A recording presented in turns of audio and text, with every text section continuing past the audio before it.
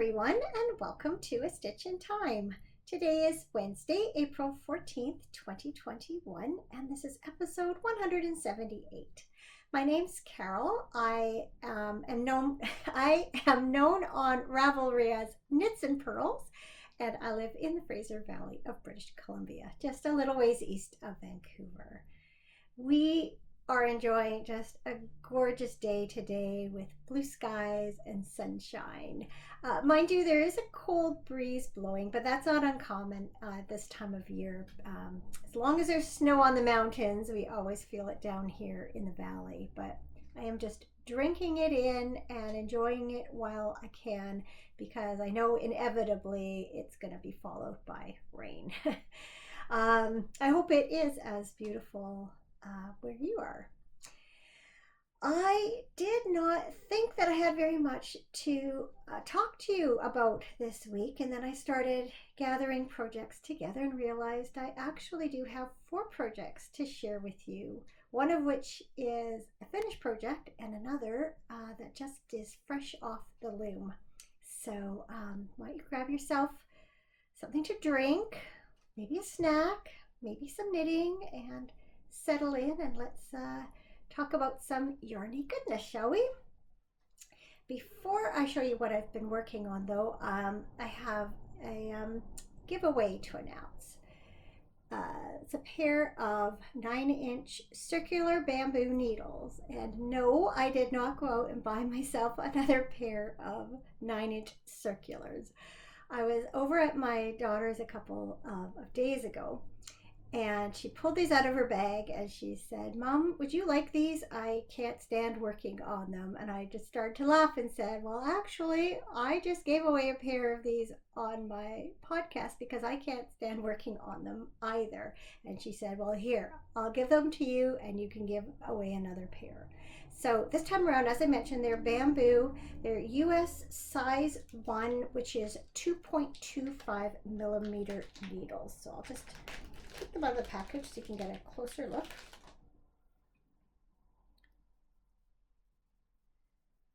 So once again, if you're interested in trying these out, either leave a comment on this episode on YouTube or in the Ravelry group on this episode's thread, and let me know that you're interested in trying them out. And then I will throw all the names in a hat, pull out the lucky recipient, and announce the name on my next episode. So yeah, maybe I know quite a few of you were interested in trying them last time, so here's another chance to try them for free. All right, first project that I have to share with you this week are my Get Your Kicks socks, so named because they are knit with Zauberball Crazy in the colorway Route 66, which is color number 2311. Very basic 64 stitch top down vanilla sock, 2x2 rib, a yarn over short row heel, and a rounded toe. And what I ended up doing is taking the yarn for the heels from the other end of the ball so that I wouldn't interrupt this striping on the front of the sock. So not much more to say about these other than I really like them. I can't wait to start wearing them. I still need to wash and block them before I take photos for my Ravelry page, but then they are going to go right into my sock rotation. I have just been having so much fun with the Zauberball Crazy lately. I have 1 ball left and I am just trying to resist buying some more because I really don't need any more sock yarn. I have a bin of commercial yarn that's bursting. So I'll just enjoy wearing them, and I know I have plenty of other yarn that I will enjoy knitting with just as much. But yeah, highly recommend the Zauberball.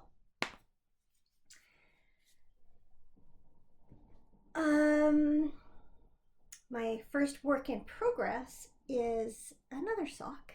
Actually, both my works in progress are socks.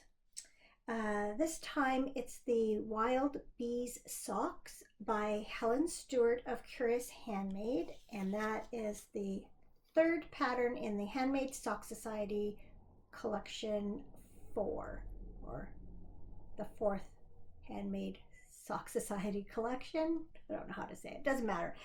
I'm knitting them from this yarn, which is Black Cat Custom Yarn Everyday Sock in the Flower Bridge colorway, which is an 80/20 superwash merino nylon blend.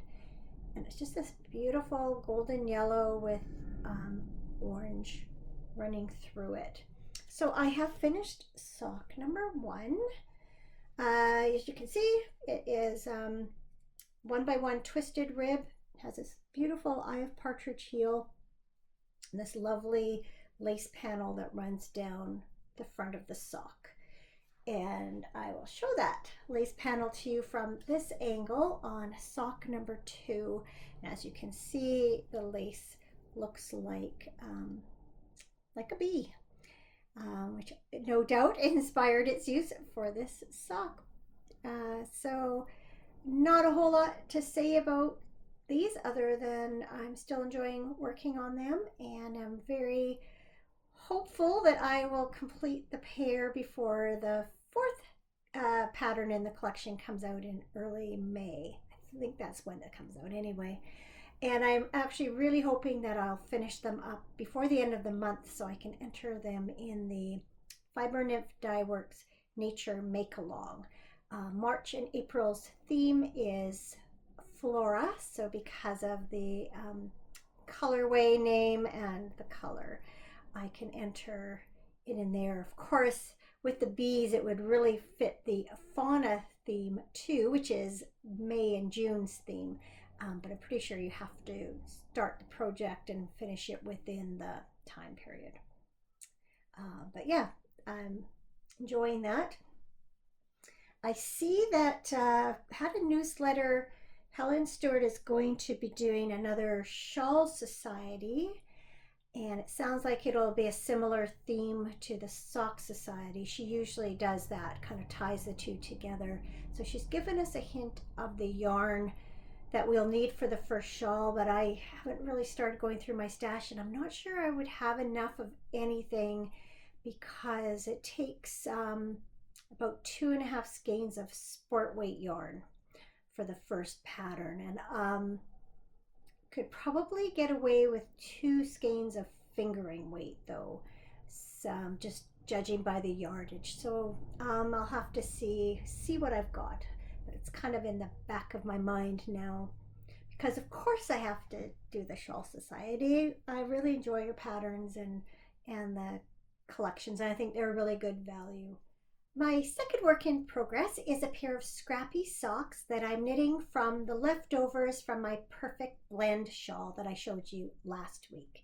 So the yarn I used for that shawl is from Midnight Cravings Yarn Company, and it was a set of minis called the Kindred Spirits collection. And all of the colorways in that collection are inspired by characters and references from the book Anne of Green Gables.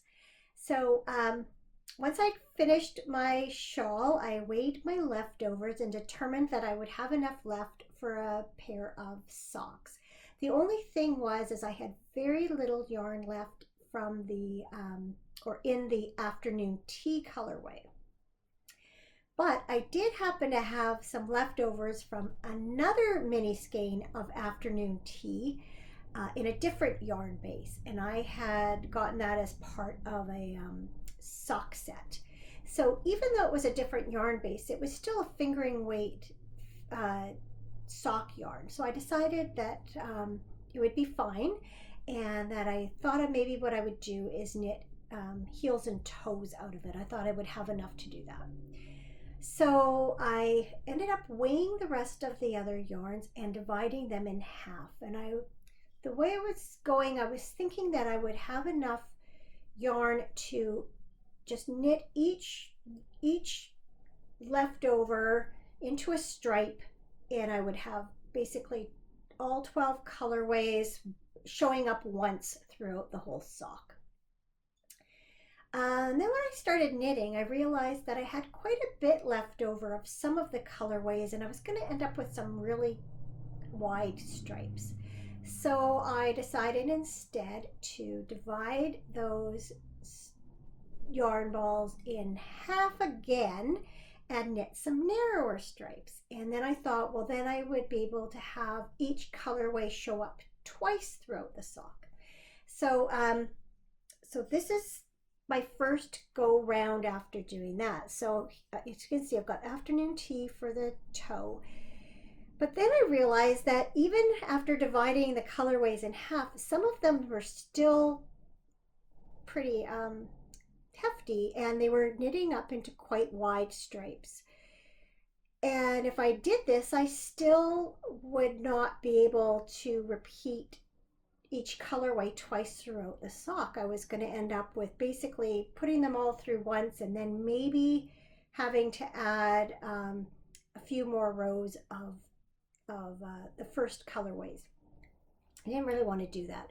So what I figured out is that with the amounts that I had left over of the smallest little balls, I could get 6 rows of each of those colorways. So what I did is I had both socks done up to this point. So I took the other one back to the toe and I started reworking it by knitting 6 rows of each colorway.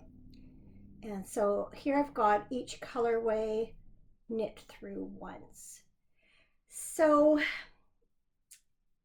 adding to that, I realized I must have made a mistake with weighing this afternoon tea somewhere along the line, because after I had knit the first toe, I weighed it and I thought, oh yeah, I'll have enough to do 2 heels and 2 toes out of that yarn, or if not, it was going to be very close. And I thought if in a pinch I could use up the little bit of the afternoon tea I had left out of this yarn base.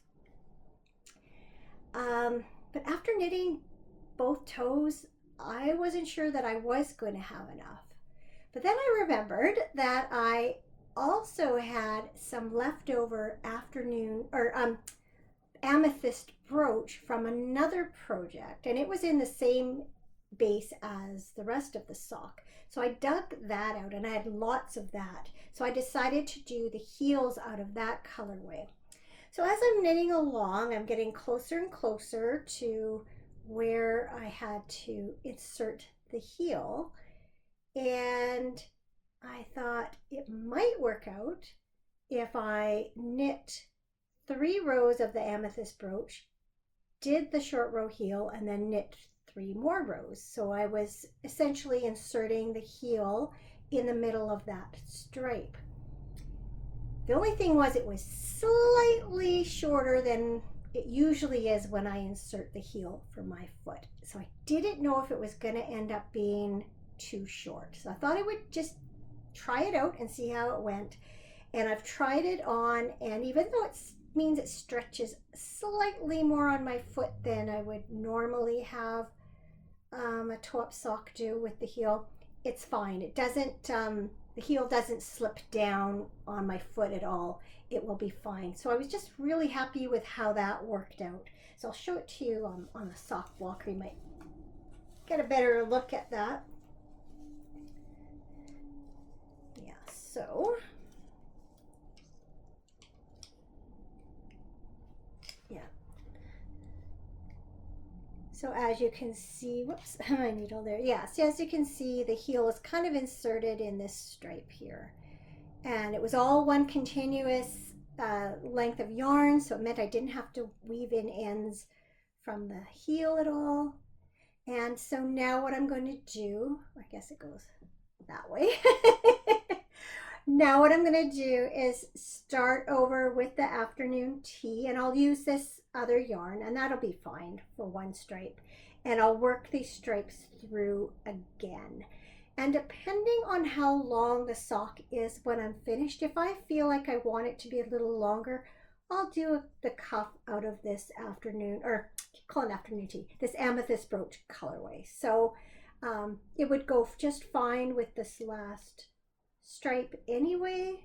And even though it would be adding a stripe on the other side, I could live with that. So I'm just gonna knit and see how it goes, because I wouldn't have enough, I don't think, to do. Oh, well, actually, that might work. If I had enough after I do the stripe of this color, maybe I would be able to end it with this colorway with a little bit of a cuff. I'm just gonna knit them through, see how it goes. So now that I know this works, I'll take this one back and I'll knit it up to this point, and then I'll start working on this one again. So anyway, I'm enjoying it. I'm enjoying using these colors again, and I'm going to use up almost all of those skeins, which also makes me really happy. There's a few that I'll have a little bit of leftovers, but that's okay. Those all come in handy too for scrappy projects. All right, so that's it for all the knitting, but as I mentioned, I do have some weaving that I've been working on. So one of my sisters is having a birthday at the end of this month, and I'd asked her a while ago if she would prefer to have a pair of socks or a woven scarf, and she was quite enthusiastic about receiving a scarf. So I asked her what colors she might like. And honestly, I was expecting something fairly general like purple or red or green. But she gave me a very specific answer, and she described her several coats and jackets that she has and said that she thought she'd like something that was primarily burgundy but that had some gray and blue in it. So I went stash diving, and one of the things I came up with right away was this colorway from, it's actually from Black Cat Custom Yarn also. It's the Everyday Sock Base again in the Scarlet Witch colorway. Because I had already decided I was going to do a fingering weight scarf because I hadn't done one of those yet. So one of the yarns that I had considered was this from Claudia Hand Paint. This is the Mangled Tangled colorway. And I thought those would go together really well. But when I went to warp up the loom, I decided that maybe there was more, there's more teal in here than blue, and there wasn't any gray. And I thought, well, maybe that wouldn't be quite right. But another yarn that I had considered was a mini skein set that I had bought at Knit City from Ancient Arts. And that's what I ended up using. And it had a little box that it came in here. So it had this plain gray. It also had this charcoal gray in it. And then it had this blue. And then it had two skeins of different kind of watercolor inspired mini skeins, and this one you can see has kind of some bright colors in it. They're different, but they're similar. So I decided that I was going to warp up the loom with these colors so that the stripes would go vertically, and then just do the weft with the burgundy. So I did the math, and I figured out from the mini skeins that I should be able to get 25 ends out of each mini skein. An end is basically like a length. So I started warping up the loom, and worked out great. The first two I had leftovers. The third color I had like exactly enough. And then the fourth color I came up about this much short. So I thought, okay, I guess I'm doing 24 ends of each color. So it meant I had to take some of what I had done out. And when you do what's called direct warping, as you're warping your loom, you're running your ends through these long slits or slots. And basically you bring one through and then through again. So you can't just like, okay, I'm done, and take off the yarn and like wind it up. You have to bring it back through each of these as you go. So that was quite a process. I ended up with these big piles of yarn, and I would be pulling, and then it would tangle up and get caught going through the thing, and I have to stop and untangle it and do it. But eventually I got it all back and wound into the balls again, started rewarping, and it worked out fine with 24 ends of each color. But then again, while I was doing it, I thought, well, maybe I should break up these stripes with narrow stripes of this burgundy color, and then I'd have, you know, thin stripes of burgundy running vertically through the whole thing, and it would tie it all together. So I'd already gone too far to do it on the first few stripes, but I left a little gap, did it on the next one, and then did it on the next one, because I knew I could insert it later as long as I had the lengths done, you know, measured out. So that was Sunday. It was running. It was supposed to be done like Sunday afternoon. It was starting to run into evening. We had planned to go sit outside and have a drink and spend some time together, and it kept taking longer. So I got to the point where I got Cameron to help me like hold the end of the warp, and I just wound it all onto the loom, and then I'd left it for Sunday. And we did sit outside. It was such a nice evening, a little chilly, but again, nice. Had been a nice sunny day, and we're enjoying the good weather.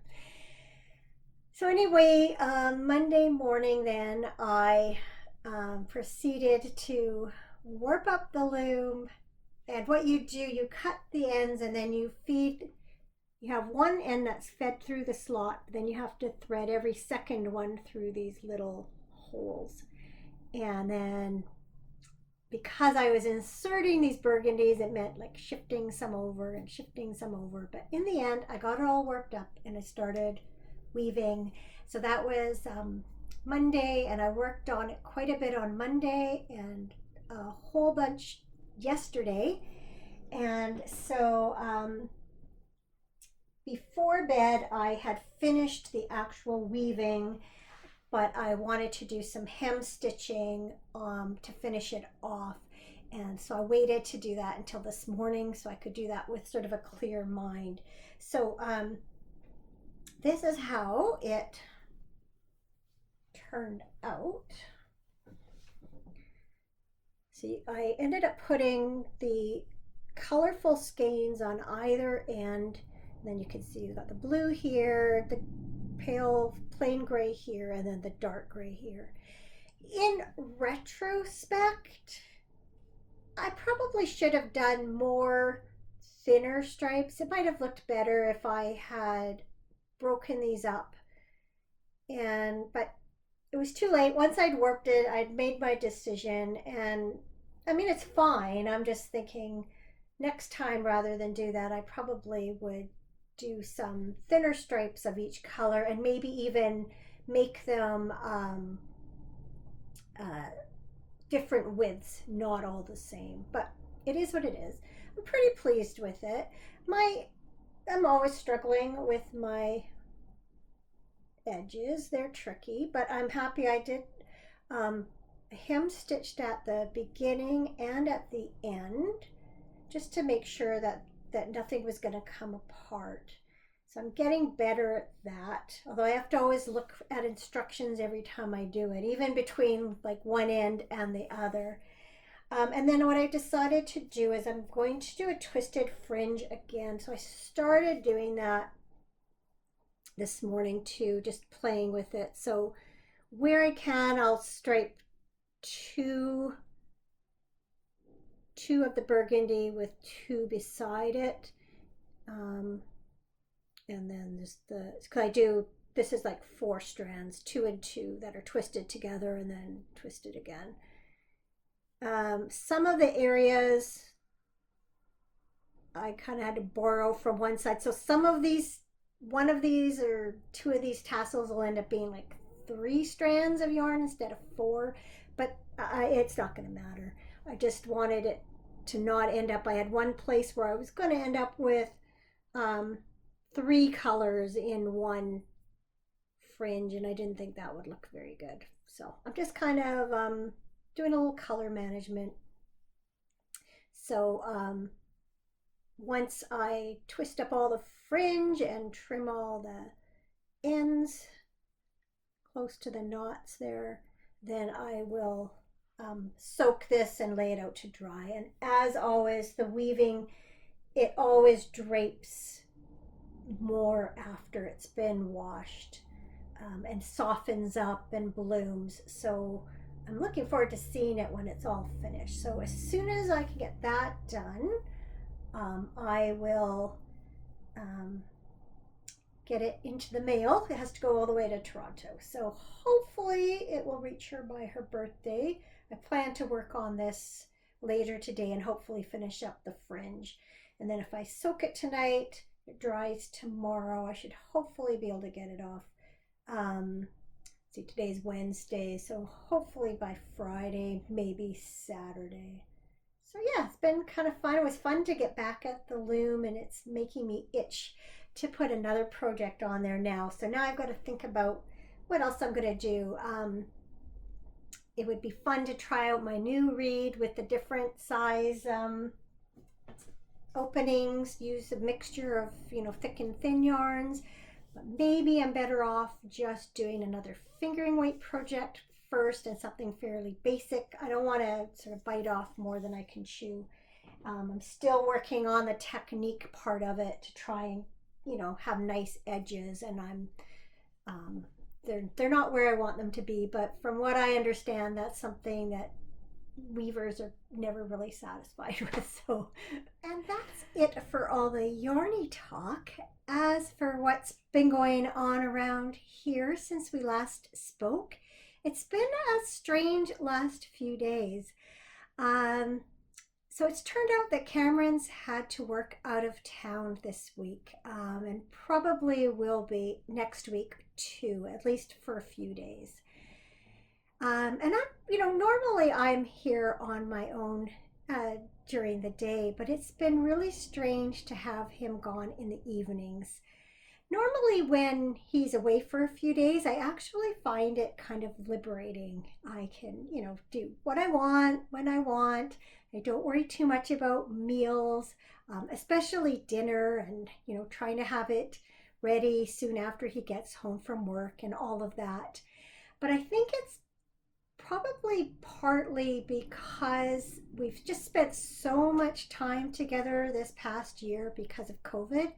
I'm just finding I'm missing his presence here more than I normally do. And it's only been a couple of nights that he's been gone, but I'm already just over it. I think also, if I thought he was away and having a good time, it wouldn't bother me so much. But I know he's going through a really stressful work situation, and I'm worried about him working too hard and working too many hours. And then, of course, we have the wedding coming up in a week and a half, and I know that's weighing heavily on his mind. And it's just been hard. I wish I could do something to ease his burden there, but I can't. So all I can do is just, try to keep things running down here. He is optimistic about being able to come home for the weekend, and I'm really hoping he can too, because there are some things that do need to get done before next weekend for the wedding, including we both have appointments to get our hair cut on Sunday. And I know he would much rather have his usual person cut it rather than try and find someone to do it where he is. Um, you know, it'll all work out in the end. I'm confident of it. It's just not the best timing. Let's put it that way. Um, I'm happy to say that I've finished altering the maid of honor's dress, and it was rather stressful because uh, it's for somebody else. You don't want to ruin the dress, and it was my son's fiance that had pinned it in place and all that. So I had to just rely on her measurements. But I'm happy to say it went really smoothly and it fits perfectly. So, phew. um, as things stand now, we are still permitted to gather in groups of up to 10 people outside. Although I would say we are not being encouraged to do so, and in fact are kind of being discouraged to do so. We are still permitted, and so the wedding plans are proceeding. They are going to get married here in our backyard. So between both sets of parents, there are two attendants, the marriage commissioner, the photographer, and of course the bride and groom. We will have 10 people here. Initially, they had hoped to be able to do some sort of meal to celebrate, either at a restaurant or to bring something in to the yard. Um, they've scrapped those plans. Instead, after they get married, they're going to have their first dance. That's something that our daughter-in-law to be really has her heart set on, and they have even taken a lesson to learn how to waltz. So they're going to do that and then cut the cake, and then they're going to go off on their own and have dinner at a restaurant. We're still permitted to have patio service and takeout, but there's no indoor dining permitted at this time. And then what they're planning to do is the next day is have lunch with one set of parents and dinner with another set of parents. We'll bring food in and of course follow all the safety protocols, but that'll at least give them some sort of celebration with their parents. Um, so yes, that's assuming that nothing changes between now and then. We just have had rising numbers of cases and variants and hospitalizations and all those things that are taking place everywhere right now with this third wave. So just really hoping for their sake that they can at least go through with those minimal plans, such as they are. Speaking of wedding, I have a kind of a neat story from the Small World file. So last weekend, our future daughter-in-law and her maid of honor came by so that her maid of honor could just sort of have an idea of what our backyard setup was, because she is going to come over the day before the wedding to help get things in place. And she just wanted to have it in her mind rather than wait till then. So she had had her hair done that day, and she had had it done by our daughter-in-law's hairdresser. And apparently she has followed this hairdresser around to several salons and had her hair done by her for years and years. And I guess when her maid of honor and the hairdresser were discussing things, it turns out that the hairdresser is our next door neighbor. And she actually did our daughter's hair for her wedding. So all this time, our son's fiance didn't realize that her hairdresser lived next door to us. And what's also kind of neat about it is after this neighbor moved in, we found out that she was our son's friend's aunt. One day he came over and we saw him there, and it was just kind of, again, like a small world thing. So there's all these connections. So we know she's not going to mind with the wedding going on in the backyard. In fact, she'll probably still be at work. Not that they would mind anyway, but we were thinking we should probably let our neighbors know what's going on. So now she already knows. So yeah, I thought that was kind of funny. Um, I have decided that I'm not going to record an episode next week just because I do not know how this next week and a half is going to go, and I'm just going to take that pressure off myself right now. So, if all goes well, I will record one the following week and be able to tell you all about the wedding then. Uh, Something out of the weird file. I didn't mention it last week, but several days after I got my vaccine, I was experiencing this tingling, prickling numbness in different parts of my body randomly. They'd move around, and sometimes it would be fairly intense and I'd have it happening for a while, and then other times it would just kind of go from place to place to place. Other times it was hardly happening at all. And I did look into it, and I found one reference from a UK news source that mentioned that during the trials for the AstraZeneca vaccine, several people had experienced this kind of tingling and numbness, um, and they concluded it was associated with inflammation of the nervous system, but did not definitively link it to the vaccine. Um, so I thought, okay, maybe that's all it is. But I did have a telephone appointment set up with my doctor already.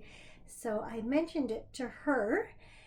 And indeed, that is what it appears to be. She said that she's part of a Facebook group with other doctors, and they are constantly, you know, exchanging notes on COVID. And that is something that uh, several other doctors have heard from their patients. So obviously, it's a very rare side effect, and not well known. It has eased quite a bit. She said it should disappear within, like, by the end of the month. And of course, if it didn't, and if it settled in one place or another, it could be something more serious. But she just concluded that it was just my nervous system reacting to this strange thing going on in my body, and the fact that it was all over the place and random eased her mind. I guess most things that are associated with things like strokes or MS, things like that, are more on one side of the body or concentrated in certain areas. So that was reassuring, and it's almost gone now. It's definitely eased up since I spoke to her. So just thought I'd put that out there. So if any of you who are getting vaccines experiencing that, don't panic too much. Obviously, speak to your doctor about it, but um, just so you know, something weird. And now for something good.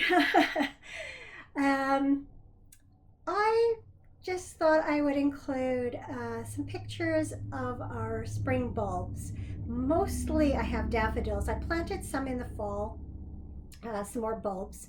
I planted a bunch of different daffodils, and in our ceramic pots, I planted a mixture of grape hyacinths and some tulips, which I saw these together in a pack that, presumably they would bloom at the same time.